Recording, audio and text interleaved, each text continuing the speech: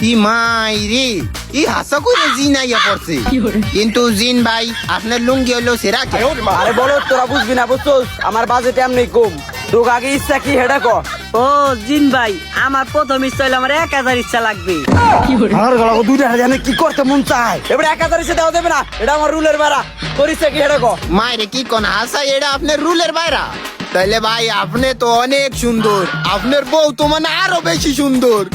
তাইলে আপনার বউটা আমারে দিয়েন। এবারে তোর ইচ্ছা তো আমার রুলের বাড়া বাড়া। তোর ইচ্ছা কি হেডা ক। ও জিন ভাই, আমার দ্বিতীয় ইচ্ছা কি জানেন? আপনার মতো আমার আরো 2000 জিন লাগবে, জানি আমার 3টা করে ইচ্ছা দেয়।